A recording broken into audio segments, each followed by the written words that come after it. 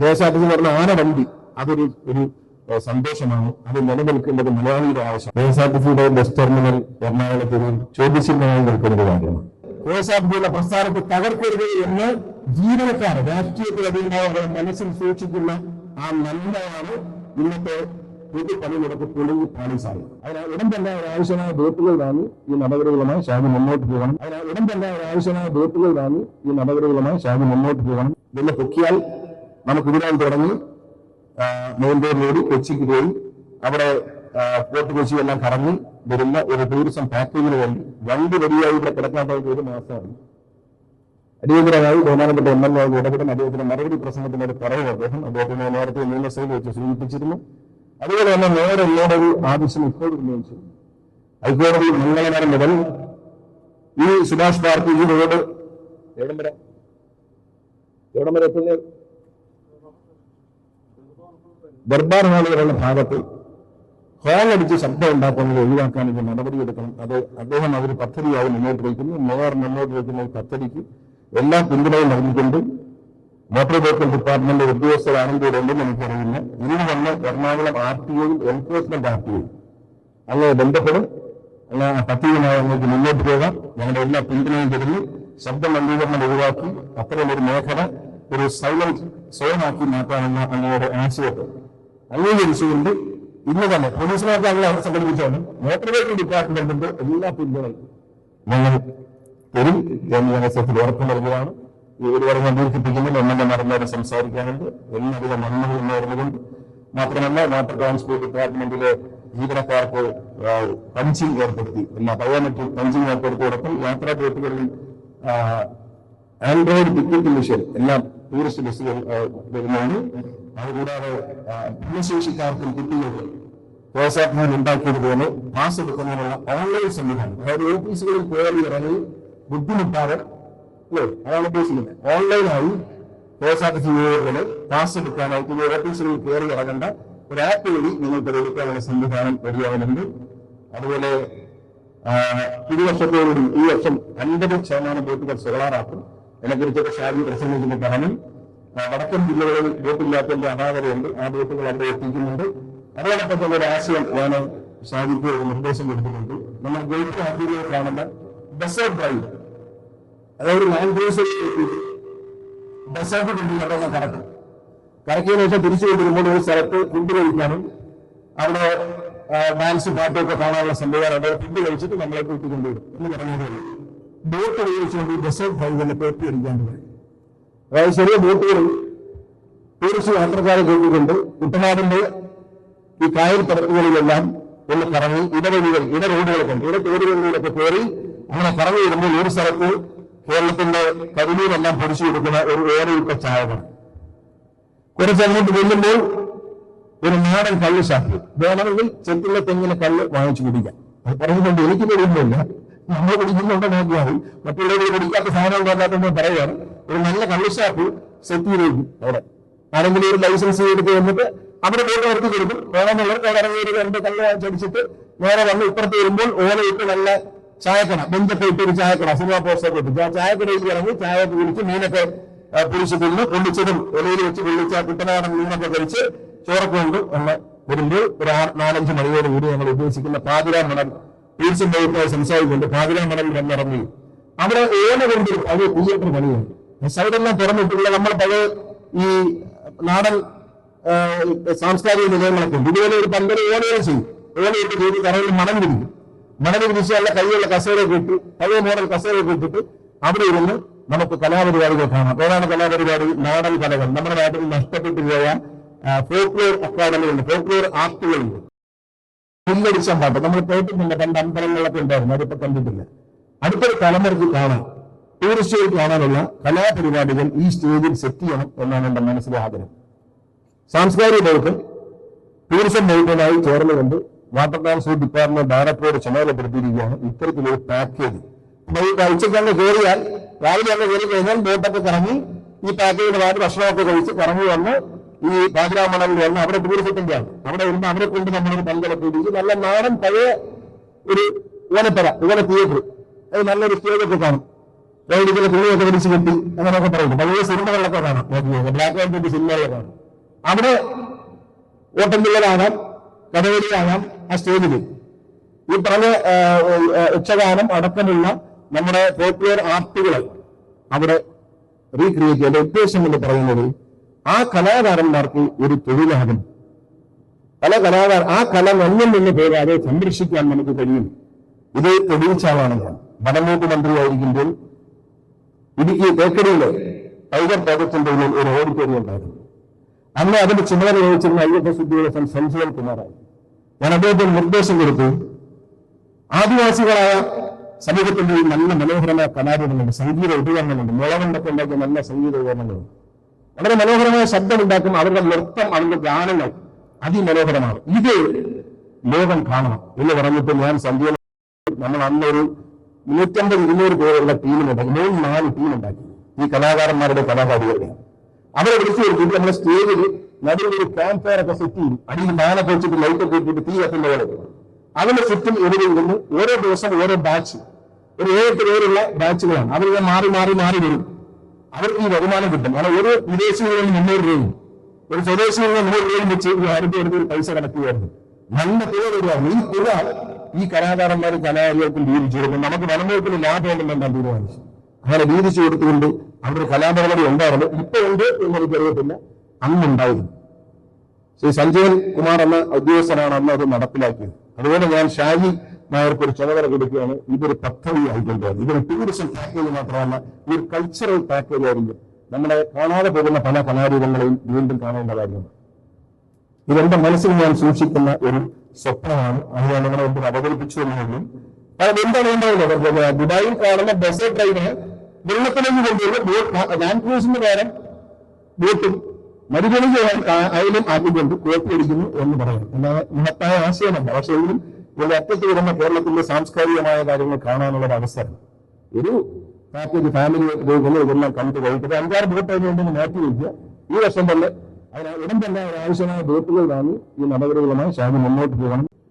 അതോടൊപ്പം ഫോർട്ട് കൊച്ചിയിലെ boat ജെട്ടിയിലേക്ക് boat അടുക്കുന്നതിനുള്ള ഒരു സംവിധാനം 2 വർഷത്തിന് മുമ്പ് 2018 പ്രളയത്തിൽ ബോട്ട് ജെട്ടിയിലേക്ക് എടുക്കാൻ പറ്റാത്ത നില ഉണ്ടാവുകയും അതിനുശേഷം ജലഗതാഗത ബോട്ട് അടുപ്പിക്കാൻ നോക്കിയില്ലാത്തതുകൊണ്ട് വാട്ടർ അതോറിറ്റി ഇതിന്റെ ചുമതല ഏൽപ്പിച്ചു. വാട്ടർ ബഡ്ജ് ചെയ്ത നാട്ടുകാരായിരുന്നു ഇറിഗേഷൻ ഡിപ്പാർട്ട്മെന്റ്. ഒരു തരത്തിലും അത് തീർത്ത് തന്നില്ല എന്നുള്ള സന്തോഷ വാർത്ത ഈ അവസരത്തിൽ അറിയിക്കുകയാണ്. ശരി, സ്മാർട്ട് സിറ്റിയുടെ ഭാഗമായി ഡ്രഡ്ജിങ്ങിന് വേണ്ടി ഒരു ഡ്രഡ്ജർ വാങ്ങിയപ്പോൾ ആദ്യം തന്നെ സ്മാർട്ട് സിറ്റിയുടെ ചുമതലയുള്ള ഷാജി പലതവണ ഞാൻ 2 ശേഷവും ഇറിഗേഷനായിട്ട് മീറ്റിംഗ് ഒക്കെ നടത്തി. എന്നിട്ടൊന്നും അത് പണം കാണാത്തത് കൊണ്ട് ഈ ഡ്രഡ്ജർ കൊണ്ടുപോയി പറഞ്ഞ് വൃത്തിയാക്കി. കാര്യങ്ങൾ ഏത് വിധത്തിലും നടത്തുക എന്നുള്ളതാണ് ജനാധിപത്യത്തിൽ ആദ്യം നമ്മൾ മുന്നിൽ കാണുന്നത്. ഞാൻ ചിന്തിക്കുന്ന ഒരു രീതി എന്ന് പറയുന്നത് ഏത് കാര്യങ്ങൾ ജനങ്ങൾക്ക് വേണ്ടി ചെയ്യുമ്പോൾ അത് എത്രയും പെട്ടെന്ന് ചെയ്യുന്നവർക്കുള്ള കൈമാറണം, ഉപയോഗപ്രദമാണ്. നമ്മളൊരു ബോട്ട് കെട്ടി പടപെട്ടു, അതവിടെ കിടന്ന 2-4 കൊല്ലം നശിക്കും. നമുക്കൊരു ബോട്ട് എടുക്കാൻ പറ്റില്ലെങ്കിൽ പിന്നെ അത് ബോട്ട് കിട്ടുകയാവില്ല. എല്ലാ കാര്യങ്ങളിലും അത്തരത്തിലൊരു വേഗത ആവശ്യമാണ് എന്ന് വിശ്വസിക്കുന്നതാണ്. KSRTCയുടെ ബസ് ടെർമിനൽ എറണാകുളത്തൊരു ചോദ്യചിഹ്നമായി നിൽക്കുന്ന കാര്യമാണ്. അക്കാര്യത്തിൽ ബഹുമാനപ്പെട്ട MLA വിനോദും മേയറും ഞാനും KSRTCയുടെ CMD എല്ലാം കൂടെ ചർച്ച ചെയ്യുകയും നമ്മൾ അദ്ദേഹത്തിന്റെ ഫണ്ടിൽ 50 ലക്ഷം രൂപ ആ വെള്ളക്കെട്ട് ഒഴിവാക്കുന്നതിന് തന്നു. ഞാൻ തന്നെ നേരിട്ട് BPCL കമ്പനിയുമായി ബന്ധപ്പെട്ട് അവർ 1 കോടി രൂപ നമ്മൾ ആലോചിച്ചു. 1.5 കോടി രൂപ KSRTC ബസ് സ്റ്റേഷനിലെ വെള്ളക്കെട്ട് ഒഴിവാക്കുന്നതിന് വേണ്ടി അനുവദിച്ചിട്ടുണ്ട്. അപ്പൊ എങ്ങനെയുടെ ഫണ്ടൊക്കെ അനുവദിച്ച് കൃത്യമായ സമയത്ത് തന്നെങ്കിലും പുതിയ ഓരോ സാങ്കേതിക കുറിപ്പുകൾ ഓരോ ദിവസം ഉണ്ടാക്കാൻ തുറന്നു പറയുന്നുണ്ടെന്ന് തോന്നരുത്. MLA എത്ര പറഞ്ഞാലും അദ്ദേഹം പറഞ്ഞു കഴിഞ്ഞ് ഇത് വെച്ചുകൊണ്ടില്ല. ഒരു കളക്ടർ ഞാനായിട്ട് സംസാരിച്ചു. അങ്ങനെ കളക്ടറുടെ ഒരു ഓൺലൈൻ മീറ്റിംഗ് വെച്ച് പരസ്യമായി ഞാൻ പറഞ്ഞു, രാജീവ് മിനിസ്റ്റർ ഉണ്ട്, ആ ഏസ് എന്താ കൊടുക്കാത്തെന്ന് ചോദിച്ചു. അത് കത്ത വേണമെന്ന് പറഞ്ഞു. ഇന്നാണ് കൊടുക്കാൻ സാറാണ്, അന്ന് തന്നെ കൊടുക്കും. വൈകിട്ടായിട്ട് വിനോദ് എനിക്ക് അയച്ചു തന്നു, കളക്ടറിന് എനിക്ക് അയച്ചു തന്നു ഏസ്.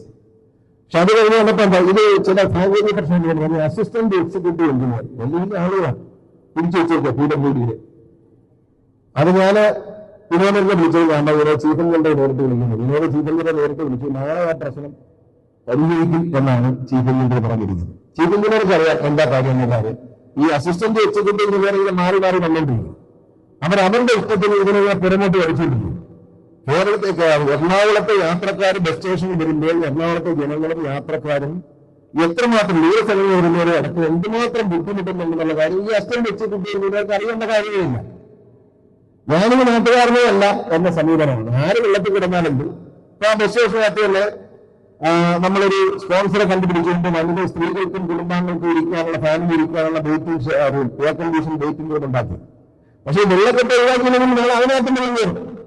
അപ്പൊ അവർ പണിയാൻ വന്നത് വേണ്ടാന്ന് പറഞ്ഞാൽ പണിഞ്ഞോളാൻ പറഞ്ഞു. പക്ഷെ വെള്ളക്കെട്ട് ഒഴിവാക്കാനുള്ള എല്ലാ ഡിസൈനും അണ്ടർഗ്രൗണ്ട് സമ്പുകളും അത് റെയിൽവേക്ക് നമ്മളെ പെർമിഷൻ എടുത്തിട്ട് അവിടെ വെള്ളം പമ്പ് ചെയ്തുകളാണ് സംവിധാനങ്ങൾ. നല്ലൊരു പമ്പ് ചെയ്ത് വളരെ ദൂരെയുള്ള കരാറിൽ കൊണ്ട് കളയാൻ വേണ്ടിയുള്ള സംവിധാനം എല്ലാം റെഡിയാണ്. എന്റെ പണി ഉടനെ ആരംഭിക്കും. ഞാൻ KSRTC എൻക്വയറി ചോദിച്ചു. അദ്ദേഹം 1 മാസം സമയം തരണം തുടങ്ങി. നിങ്ങൾ അറിയത്തില്ല, 15 ദിവസം സമയം തരാൻ. കാരണം വേറൊന്നുമല്ല, ഈ മാർച്ച് മാസമായിരുന്നു. ഇനി നീണ്ടുപോയാൽ ഏപ്രിൽ മെയ് കഴിഞ്ഞാൽ മഴയാകുമ്പോൾ വീണ്ടും ആ പഴയ ദൃശ്യങ്ങളൊക്കെ തന്നെ വീണ്ടും കാണേണ്ടി വരും. അത് നാണക്കേടാണ് എന്നുള്ളത് കൊണ്ടാണ് ഇതിനോട് പരിഹരിക്കാൻ പറഞ്ഞ് ഞാൻ ദീർഘമായി പ്രസംഗിക്കുന്നില്ല. ഡൽഹിമാരുടെ വിളിച്ചു നിർത്തി പറഞ്ഞല്ലോ, ഡൽഹിയിലേക്ക് ഒരു ബോട്ട് വേണമെന്ന് കഴിഞ്ഞ നിയമസഭാ സമ്മേളനത്തിൽ പറഞ്ഞു. അരൂര് നിന്ന് ചേർത്തലയ്ക്ക് പോകുന്ന ഭാഗത്ത് റോഡ് പണി നടക്കുകയാണ്. ആ റോഡിൽ യാത്ര സാധാരണക്കാർക്ക് വളരെ ബുദ്ധിമുട്ടായ സാഹചര്യത്തിൽ ഇവിടെ നിന്ന് കൊച്ചിയിൽ നിന്ന് ഒരു ബോട്ട് അരൂക്കുറ്റി ചേർത്തല ഒരു ബോട്ട് ഓടിക്കണം എന്ന് പറയും. പക്ഷെ ഇതിനെന്ത് ബോട്ട് ഓടിച്ച് പരാജയപ്പെട്ടിട്ടുണ്ട്. എങ്കിൽ പോലും വലിയ ഒരു MLA നിലയിൽ അവരുടെ ആഗ്രഹം സാധിച്ചു കൊടുക്കണം എന്നുള്ളതാണ്. അതിനുശേഷം ഞാൻ ഷാജിയോട് കുറച്ച് വലിപ്പം പറഞ്ഞു, വലിയ ബോട്ട് പോകാൻ കിട്ടുന്നത് വലിപ്പം പറഞ്ഞ ഒരു ബോട്ട് സംഘടിപ്പിച്ച് ഡൽഹിയിലേക്ക് കൊടുക്കണം എന്ന് പറഞ്ഞു. നിയമസഭാ സമ്മേളനം തുടങ്ങിയ സമയത്ത് തന്നെ ആ വാഗ്ദാനം പാലിച്ചുകൊണ്ടാണ് നാളെ മറ്റന്നാളോ ഡൽഹിയിലെ ബോട്ട് അവിടെ പ്രാദേശിക ചെയ്യും. അതുകൊണ്ടാണ് ഡൽഹിയെ വിളിച്ചു കൊടുത്തത്. ആ ബോട്ടും തയ്യാറായിട്ടുണ്ട്. അതുപോലെ തന്നെയാണ് ഈ ഉണ്ണികൃഷ്ണൻ വന്നിരിക്കുന്നതും അതുപോലെ കാര്യത്തിലാണ്.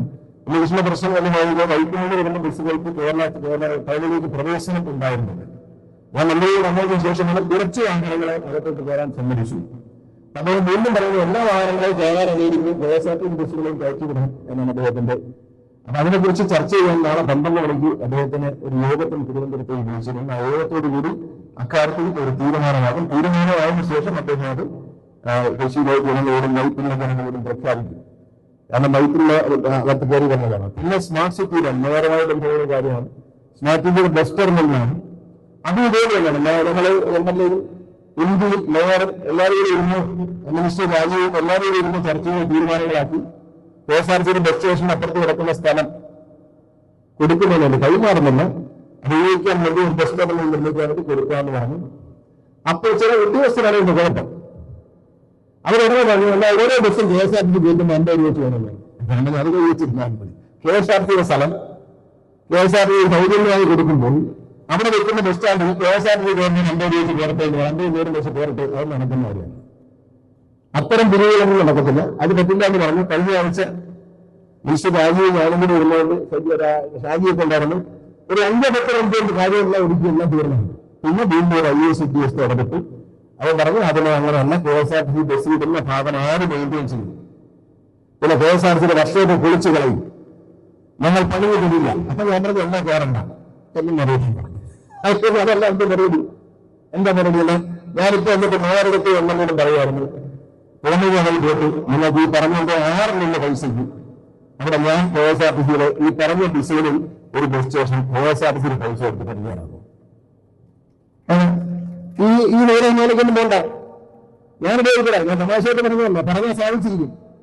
6 മാസത്തിനകത്ത് പണി തീർക്കുക. നിങ്ങൾ സമാനത്തിൽ ഇതങ്ങ് വിടും. ഇതില്ലെങ്കിൽ ഇല്ല ഷാജി വിട്ടു. ഇതിനെ കുറിച്ച് ചർച്ചയില്ല. KSRTCയുടെ വണ്ടി കയറി കിടക്കാൻ ഈ പറഞ്ഞു പോകുന്ന ഒരു സാധനം അത് സ്റ്റീലിലൊക്കെയാണ് ചെയ്യുന്നത്. KSRTC ജീവനക്കാരെ കൊണ്ട് നോക്കിച്ചാൽ എനിക്ക് അതിനായിരിക്കും പറയാൻ കഴിയും. നമ്മൾ കണ്ടല്ലോ KSRTC ജീവനക്കാർ ഗണേഷ് കുമാറിനെ എത്രത്തോളം നഷ്ടപ്പെടുന്നു എന്നുള്ളതിന്റെ തെളിവാണ് ഇന്നത്തെ സമരം. കേരളത്തിലെ ജനങ്ങളെ ബുദ്ധിമുട്ടിക്കരുത്, KSRTCയുടെ പ്രസ്ഥാനത്തെ തകർക്കരുത് എന്ന് ജീവനക്കാർ രാഷ്ട്രീയത്തിൽ അതിൻ്റെ മനസ്സിൽ സൂക്ഷിക്കുന്ന ആ നന്മയാണ് ഇന്നത്തെ പൊതു പണിമുടക്ക് പൊളിഞ്ഞ് പാളിസാറി. ഇന്ന് രാഷ്ട്രീയമായിട്ട് പറയുന്നില്ല, അത് രാഷ്ട്രീയമില്ല. കാരണം കേരളത്തിലെ ജനങ്ങൾ യാത്രക്കാർ ഈ പാർട്ടിയുടെ മെമ്പർമാരാണ്, എല്ലാ പാർട്ടിയുടെ മെമ്പർമാരുണ്ട്, അല്ലാത്തവരും. ഈ ബസ് സ്റ്റേഷനുകൾ കുഞ്ഞുങ്ങളും സ്ത്രീകളുമായി വന്നു ചാടുന്നവരെ ബുദ്ധിമുട്ടിക്കാൻ ഒരു പണിമുടക്ക് ഇന്ന് KSRTC താങ്ങാൻ പറ്റുന്ന ഒരു കാര്യമില്ല, ഒരു പണിമുടക്ക് എന്ന് പറയുന്നത്. ആ പണിമുടക്ക് നടത്തിക്കൊണ്ട് സമരത്തിന് നമുക്ക് വരാതിരിക്കാം. ഇന്ന് കൊട്ടാരത്തിന് ബസ് സ്റ്റേഷനിൽ കിടന്ന 8 ബസ്സുകളുടെ സ്റ്റാർട്ടറും വയറും പഠിച്ചു കളിച്ച് കിടന്നു. ഇന്ന് സമരം കഴിഞ്ഞില്ലാത്തത് നാളെ രാവിലെ വണ്ടികളൊക്കെ. അതൊരു നല്ല രാഷ്ട്രീയമാണെന്ന് വിശ്വസിക്കുന്നത്. ആ കാലം കേരളത്തിൽ കടന്നുപോയി. പൊതുമാധ്യമങ്ങളും പത്രമാധ്യമങ്ങളും ദൃശ്യമാധ്യമങ്ങളും സോഷ്യൽ മീഡിയയൊക്കെ നിറഞ്ഞു നിൽക്കുന്ന ഈ കാലഘട്ടത്തിൽ അത്തരം പ്രാകൃതമായ സമരങ്ങൾ കേരളത്തിലെ ജനങ്ങൾക്ക് വേണ്ടാമെന്ന് ചാനലുകളിൽ പറയുമ്പോൾ ഈ പണി ഇവരെ പിരിച്ചുവിടും എന്ന മന്ത്രിയുടെ പ്രസ്താവനയോട് ജനങ്ങൾ ഉപയോഗിക്കുകയാണ്. എല്ലാ സോഷ്യൽ മീഡിയയിലും ചാനലിലും എല്ലാം പറയുന്ന എന്താണ്, ഇവരെ ശിക്ഷിക്കണം, ഇവരെ പിരിച്ചുവിടണം. ആരാണോ അത് കട്ട് ചെയ്ത് കളഞ്ഞത് അവരെ പിടിച്ച് മരിച്ചു കുറച്ചിരിക്കണം. സ്വന്തമായി രാവിലെ ഞാൻ ഓടിച്ചു പോകേണ്ട വണ്ടിയുടെ വയറിൽ നിന്ന് വലിച്ച് ഡോറ് തുറന്നിട്ട് വലിച്ച് പരച്ചു കഴിഞ്ഞിരിക്കുകയാണ്. അതൊരു സമരമല്ല, അത് അക്രമപ്രവർത്തനമാണ്. ഇടമുതൽ നശിപ്പിക്കുന്നു, ഇടമുതൽ നശിപ്പിച്ചതും കൊട്ടാരത്തിൽ കേസിട്ടിട്ടുണ്ട്. അതനുസരിച്ച് നടപടി വരും. ഈ വണ്ടികൾ ഓടാൻ നഷ്ടപരിഹാരം തുറന്നു വരും. നോട്ടീസ് കൊടുത്ത സംഘടന അതിന് നഷ്ടപരിഹാരം തുറന്നു വരും. അല്ലെങ്കിൽ ബഹുമാനപ്പെട്ട ഹൈക്കോടതിയെ ഞങ്ങൾ സമീപിക്കും നഷ്ടപരിഹാരം വാങ്ങിത്തരാൻ വേണ്ടി.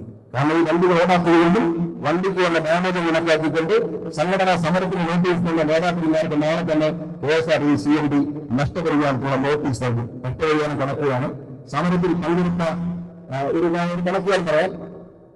കഴിഞ്ഞ ആഴ്ച ഇതേ ദിവസം ചൊവ്വാഴ്ച 4298 വണ്ടികളാണ് ഓടിയത്. ഈ അതിനുശേഷം ഞങ്ങൾ ഈ അവധിക്കാലം വന്നതുകൊണ്ട് കളക്ഷൻ തന്നെ കുറെ വണ്ടികൾ വെട്ടിക്കുറച്ചു. എങ്കിൽ പോലും സമരം നടന്ന ഈ ദിവസം 4026 വണ്ടികൾ കേരളത്തിൽ ഓടിയിട്ടുണ്ട്. ഓടിയിട്ടുണ്ട്. ഏതാണ്ട് 93.7%. കഴിഞ്ഞ ആഴ്ച ഇതിനകം 93.7% ട്രിപ്പുകളും ഷെഡ്യൂളുകളും KSRTC നടത്തിക്കാൻ കഴിഞ്ഞിട്ടുണ്ട്. വെറും 6.3% കുറവ് മാത്രമാണ് കഴിഞ്ഞ ആഴ്ചയിൽ ഈ ആഴ്ചയുമായി വണ്ടി ഓടാൻ സമരം നടന്ന ദിവസമായി വണ്ടി ഓടാത്തതിന്റെ വ്യത്യാസം എന്നെല്ലാവരും മനസ്സിലാക്കണം. അതിന്റെ അർത്ഥം ഈ ആഹ്വാനം KSRTCയിലെ ജീവനക്കാർ തള്ളിക്കളഞ്ഞു എന്നുള്ളത് തന്നെയാണ്. അതൊരു രാഷ്ട്രീയമില്ല. അതാണ് KSRTCയിലെ ഈ സമരത്തിന് പേരല്ല. ഇന്നത്തെ ദിവസം കേരളത്തിലെ ജനങ്ങളെ ബുദ്ധിമുട്ടിലാക്കാതെ KSRTC എന്ന ജനങ്ങളുടെ സ്വപ്നമായ ഈ പ്രസ്ഥാനത്തെ തകർച്ചയുള്ള കൈവരിക്കണം എന്ന മനോഭാവത്തോടെ ഇന്ന് വണ്ടി ഓടിക്കാനും ഓഫീസിൽ വരാനും ഇതിനുവേണ്ടി സജീവമായുള്ള KSRTCയിലെ മുഴുവൻ ജീവനക്കാരും ഒരു മന്ത്രി എന്നതിലും ഒരു കേരളത്തിലെ പൗരനെന്നതിലും വളരെ സ്നേഹത്തോടെ അഭിനന്ദിക്കുകയും അവരൊരു നന്ദി രേഖപ്പെടുത്തുകയും പൊതുയോഗത്തിൽ വെച്ച് ഞാൻ പറയും. കാരണം ഇത്തരം സമരങ്ങൾ ജനങ്ങളോടാണ് വാശി കാണിക്കുന്നത്. KSRTC ജീവനക്കാർക്ക് 3-4 ഗുരുക്കളായി ശമ്പളം കൊടുക്കുന്നുണ്ട്. പക്ഷേ നിങ്ങൾ മനസ്സിലാക്കണം, 2 വർഷത്തിനായി കഴിഞ്ഞ 4-5 മാസമായി അവർക്ക് ഒരുമിച്ച് ശമ്പളം കൊടുക്കുന്നു. 16-ാം തീയതി ശമ്പളം കൊടുക്കുന്നു. ഒരു സംശയങ്ങൾക്ക് വേണ്ട.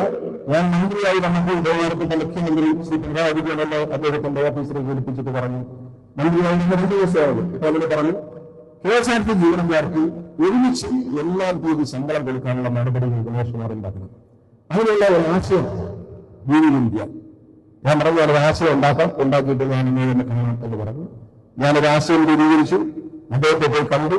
അദ്ദേഹം നടപ്പിലാക്കണമെന്ന് നമ്മൾ മനസ്സിലാക്കണം. 667 കോടി രൂപ അദ്ദേഹം KSRTCയുടെ കടബാധ്യതയിലേക്ക് അടയ്ക്കുവാൻ വേണ്ടി ഈ സാമ്പത്തിക നേതൃത്വത്തിന്റെയും ബഹുമാനപ്പെട്ട മുഖ്യമന്ത്രി ധനകാര്യ വകുപ്പുമായി ബന്ധപ്പെട്ട് അനുവദിച്ചു തന്നു. അനുവദിച്ചു തന്നതിന്റെ അടിസ്ഥാനത്തിൽ പുതിയൊരു പ്രപ്പോസലുമായി വരികയാണ്. എല്ലാ ജീവനക്കാർക്കും 1-ാം തീയതി തന്നെ ശമ്പളം KSRTC കൊടുക്കും എന്ന് പറയുമ്പോൾ ആ കൊടുക്കും എന്ന് പറഞ്ഞതിന് ശേഷം കഴിഞ്ഞ ദിവസം കോഴിക്കോട് നടന്ന ഒരു സ്വകാര്യ പരിപാടി DC ബുക്സിന്റെ പുസ്തകോത്സവത്തിൽ പങ്കെടുത്തപ്പോൾ ശ്രീ ദീപക് ധർമ്മട ഞാനുമായി സംസാരിച്ചു. അപ്പോൾ ഞാൻ പറഞ്ഞ കാര്യമുണ്ട്, ജീവനക്കാർക്ക് ഒരുമിച്ച് ശമ്പളം കൊടുക്കും, ഇത് ഉടൻ കൊടുക്കും എന്ന് പറഞ്ഞിട്ട് പിന്നെയും അതൊരു വിഷയമായി ഒരു സമരം നടത്തുന്നത് ശരിയാണ്. അത് ശരിയല്ല. കാരണം ഒരു മനുഷ്യൻ എന്ന നിലയിൽ ഒരാൾ പറയുകയാണ് ഞാൻ ഒരുമിച്ച് ശമ്പളം കൊടുക്കാമെന്നാണ്, കൊടുത്തു 1-ാം തീയതി തരാം എന്ന് പറഞ്ഞു. വിശ്വസിക്കണം. നമ്മൾ ഏതൊരു കാര്യത്തിൽ വിശ്വസിക്കണം. ഒരു സമയം, ശ്വാസം എടുക്കാനുള്ള സമയം കൊടുക്കണം. മറ്റൊരു ക്രൂരമായി ശ്വാസം എടുക്കാനുള്ള സമയം കൊടുക്കാതെ 19 എന്ന് പറഞ്ഞാൽ അതിൽ നടക്കില്ലെന്ന് ജീവനക്കാർക്കും അറിയാം. പ്രത്യേകിച്ച് വനിതാ ജീവനക്കാരുടെയൊക്കെ ഹാജർ ഇന്ന് വളരെ കൂടുതലാണ്. അവരെല്ലാം ജോലിക്കും നമ്മളെ ഈ എന്തിനും വേണ്ടി സമരം ചെയ്യുന്നു എന്നുള്ളത് വളരെ പ്രസക്തമാണ് ഇന്നത്തെ കാലഘട്ടത്തിൽ. വെറുതെ സമരത്തിന് വിളിച്ച് നാള് പുറത്തില്ല ഉള്ള കാര്യം പറയാമോ. ജനകീയ പ്രശ്നങ്ങൾ ജനങ്ങളെ ബാധിക്കുന്ന വിഷയങ്ങൾക്കാണ് സമരം. അതുകൊണ്ട് വളരെ ദുഃഖകരമായിപ്പോയി ഇന്നത്തെ സമരം. പക്ഷെ ആ സമരം ജനങ്ങളും KSRTC ജീവനക്കാരും തള്ളി എന്നത് വളരെ പ്രധാനപ്പെട്ട ഒരു കാര്യമാണ്. ഇതിൽ ഞാൻ പറയുന്നത് നമ്മളെല്ലാവർക്കും വേണ്ടിയിട്ടുണ്ട്. നമ്മുടെ ഒരു രാഷ്ട്രീയം വേണ്ടിയിട്ട് നമ്മൾ ആരും ഇത് ആഗ്രഹിക്കുന്നവരല്ല നമുക്കറിയാം. KSRTC നശിക്കണമെന്ന് ആഗ്രഹിക്കുന്ന ഒരു ജനത്തിനുണ്ട് ഈ രീതിയിലെ സദസ്സിലും ഉണ്ടെന്ന് ഞാൻ വിശ്വസിക്കുന്നില്ല. ഒരു മാധ്യമങ്ങളും അങ്ങനെയാണെന്ന് ഞാൻ വിശ്വസിക്കുന്നില്ല. കേരളത്തിലെ ജനങ്ങളുടെ ഒരു മനസ്സിലെ ഒരു സ്വപ്നമാണ് KSRTC. നമ്മൾ ജനിച്ച കാലമോ കാണുന്ന ഒരു വണ്ടിയുണ്ട്. ആ ഒരു നമ്മൾ പറയുന്നത് പിന്നെ KSRTC എന്ന് പറഞ്ഞ ആന വണ്ടി, അതൊരു സന്തോഷമാണ്. അത് നിലനിൽക്കേണ്ടത് മലയാളിയുടെ ആവശ്യമാണ്. എവിടെ ചെന്നാലും കേരളത്തിന്റെ അടയാളമായി എടുത്തു കാണിക്കാൻ പറ്റുന്ന ഒരു KSRTC ബസ് ഒരു കഥകളിയാണ്. രണ്ടാണ് ഇതാണ് കാണിക്കുക. എവിടെ ചെന്നാലും നമ്മൾ അടയാളമായിട്ട് കാണുന്നത് കേരളത്തിൻ്റെതാണ് എന്ന് തോന്നണമെങ്കിൽ ഈ രണ്ട് വലിയ സാധനങ്ങളുണ്ട്. പിന്നെ കഥകളി, അതുപോലെ KSRTC ബസ്, ഇതൊക്കെയാണ് നമ്മൾ കേരളം എന്ന് പറയുമ്പോൾ പെട്ടെന്ന് ഓർമ്മയിൽ വരുന്നത് ഇതൊക്കെയാണ്. അപ്പൊ അതുകൊണ്ട് പൊതുഗതാഗത സംവിധാനം ശക്തിപ്പെടുമ്പോൾ എറണാകുളത്തെ പൊതുഗതാഗതം ശക്തിപ്പെടുത്താൻ ഗവർണർ പ്രസംഗത്തിൽ പറയുന്നത് നമ്മുടെ ഈ വാട്ടർ ട്രാൻസ്പോർട്ടും മെട്രോയും എയർപോർട്ടും എല്ലാം കൂടി കണക്ട് ചെയ്ത ഒരു പദ്ധതി ഉണ്ടാക്കേണ്ടതുണ്ട്. ഗവർണർ പ്രസംഗത്തിൽ പറഞ്ഞിട്ടുണ്ട്. എങ്കിൽ പോലും ഞാൻ പറയുകയാണ്, എല്ലാത്തിന്റെയും ഒരു കോർഡിനേഷൻ മേയറുടെ നേതൃത്വത്തിൽ നടത്തുകയാണെന്നുണ്ടെങ്കിൽ അത് നന്നായിരിക്കും.